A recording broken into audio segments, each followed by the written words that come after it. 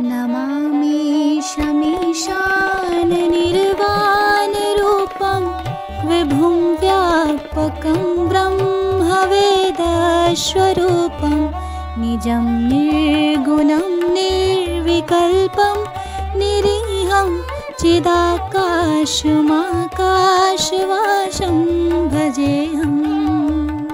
आज मैं आप लोगों को श्री मार्कंडेय ऋषि की कथा सुनाने जा रही हूँ।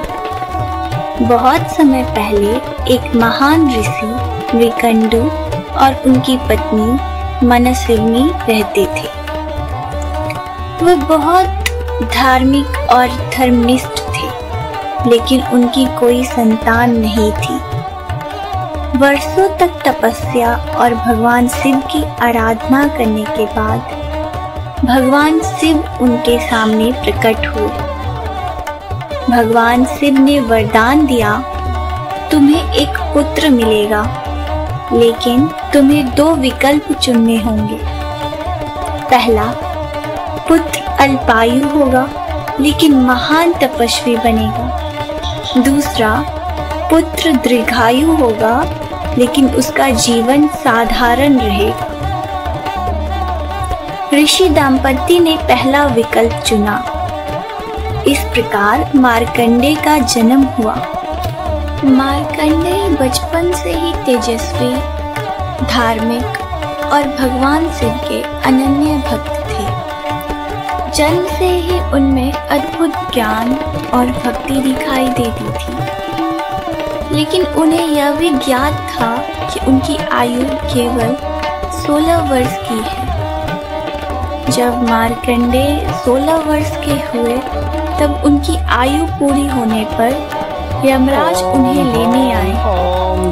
लेकिन उस समय मार्कंडेय गहन भक्ति में लीन भगवान शिव के शिवलिंग की आराधना कर रहे थे। शिवलिंग फट पड़ा और स्वयं भगवान शिव प्रकट हुए। उन्होंने यमराज को रोकते हुए कहा, यह मेरा भक्त है, मेरे भक्त को कोई भी मृत्यु नहीं दे सकता। भगवान शिव ने अपने त्रिशूल से यमराज पर प्रहार किया और उन्हें पराजित कर दिया।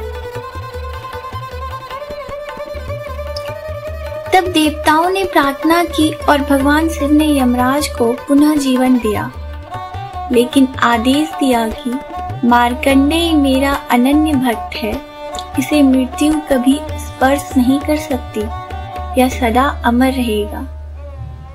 इस प्रकार मार्कंडेय ऋषि अमर। ऋषि मार्कंडेय एक महान तपस्वी और विद्वान थे। एक बार उनके आश्रम में राजा सूरत और वैश्य समाधि नाम के 2 दुखी व्यक्ति आए। राजा अपना राज्य गंवा चुके थे और वैश्य अपने परिवार से ठुकराए जा चुके थे। दोनों ऋषि से बोले, हे मुनिवर, जब हमने सब खो दिया तो भी हमें अपने परिवार और राज्य की चिंता क्यों सताती है? ऋषि मार्कंडेय मुस्कुराए और बोले, यह सब देवी माँ की माया है, वही सबको मुंह में बांधती है और वही मुक्ति भी देती है। ऋषि ने उन्हें देवी दुर्गा की कथा सुनाई, कैसे माँ दुर्गा ने महिषासुर, शुभ, निशुंभ और रक्तबीज जैसे राक्षसों का संहार किया। यह सुनकर राजा सूरत और वैश्य समाधि ने देवी की आराधना शुरू कर दी और पूरी श्रद्धा से माँ को पुकारते। देवी माँ दुर्गा प्रसन्न हुई। उन्होंने राजा को राज्य वापस दिलाया और वैश्य को आत्मज्ञान प्रदान किया। ऋषि मार्कंडेय की यह कथा हमें यह सिखाती है, मोह से मुक्ति और सच्चा सुख केवल माँ की शरण में है।